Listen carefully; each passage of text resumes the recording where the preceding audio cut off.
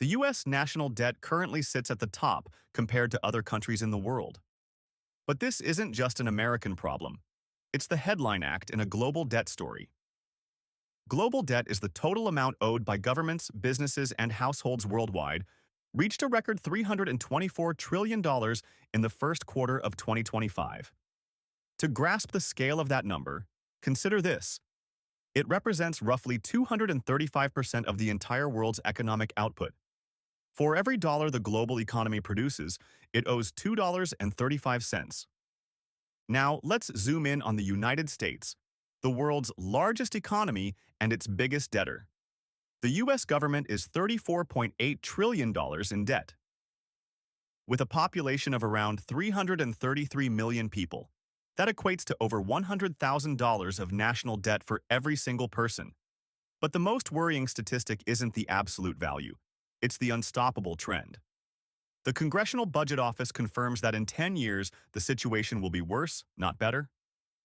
The scariest part, the U.S. government can't pay this debt back. Literally. So, how does a country find itself in this situation? The mechanics are deceptively simple. Just like a household, a government has income, primarily taxes, and expenses, everything from military spending to Social Security. When it spends more than it earns, that's a deficit. To cover this shortfall, the U.S. Treasury sells government bonds. Think of these as IOUs. Investors, which include ordinary people, pension funds, and foreign nations like Japan and China, loan their money to the government with the promise of being paid back with interest. The problem is, the U.S. has been living in a deficit for decades. The last time it ran a surplus, meaning it took in more than it spent, was back in 2001. Since then, the annual deficit has become a permanent fixture, and the long-term trend is worsening. Each year's deficit gets added to the total debt, causing it to snowball from $10 trillion in 2001 to the staggering $34.8 trillion we see today. Here's the catch. The old debt was issued when interest rates were low. The new debt is issued at today's much higher rates. This means the government's annual interest bill is exploding. While tricks like inflating the debt away exist, they are fraught with risk. The most sustainable, albeit politically difficult solution remains smart fiscal policy.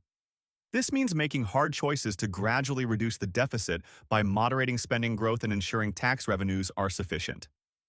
It's the boring, unsexy work of budgeting, but it's the only proven path to long-term stability. Look at a country like Australia, which recently returned a budget surplus. That financial health gives it options to invest or cut taxes.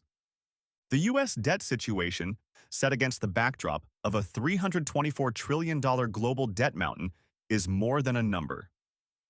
It is a fundamental challenge that will shape economic stability and policy choices for a generation to come. And please don't forget to subscribe, it really helps me.